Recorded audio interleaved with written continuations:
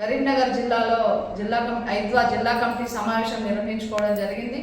ఈ ఐద్వా జిల్లా కమిటీ సమావేశంలో రాష్ట్ర స్థాయి కరీంనగర్ జిల్లాలో రాష్ట్ర స్థాయి శిక్షణా తరగతులు నిర్వహించాలని చెప్పేసి రాష్ట్ర కమిటీ వారు కరీంనగర్ జిల్లా కమిటీ వారికి అవకాశం ఇచ్చారు। అవకాశం ఇచ్చినందుకు వారికి కరీంనగర్ జిల్లా కమిటీ తరఫున ధన్యవాదాలు తెలియజేస్తా ఉన్నాము।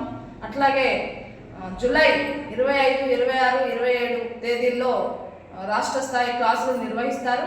ఆ రాష్ట్ర స్థాయి క్లాసులు నిర్వహించడానికి శ్రేయోభిలాషులు, అదేవిధంగా వ్యాపారస్తులు, అదేవిధంగా సానుభూతిపరులు, అదేవిధంగా శ్రేయోభిలాషులు, వ్యాపారస్తులు మాకు సహకరించాలని చెప్పేసి కోరుతా ఉన్నాము।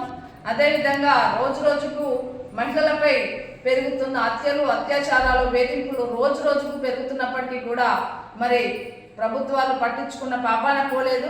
ఐద్వా నిరంతరం వాటి గురించి పోరాటం చేస్తూనే ఉంటుంది, విషయాలు ప్రభుత్వాల దృష్టికి తీసుకెళ్తూనే ఉంటుంది। అయినప్పటికీ కూడా ప్రభుత్వం పట్టించుకున్న పాపాన పోలేదు। ఫ్రాక్ చట్టం అంటే ఒక రకమైన చట్టము ఫాస్ట్గా మహిళలకు న్యాయం జరిగే విధమైన చట్టం తీసుకొచ్చి వెంటనే మహిళలకు న్యాయం జరిగేటట్టుగా చట్టం తీసుకురావాలి। ఆ చట్టాన్ని తీసుకురావడమే కాదు, మహిళలకు న్యాయం జరిగే విధంగా అమలు చేస్తే బాగుంటుందని చెప్పేసి మేము ఐద్వాగా డిమాండ్ చేస్తూ ఉన్నాము। అంతేకాదు మరి ఈరోజు మహిళలు అనేక రకాల రంగాల్లో ముందుంటా ఉన్నాము।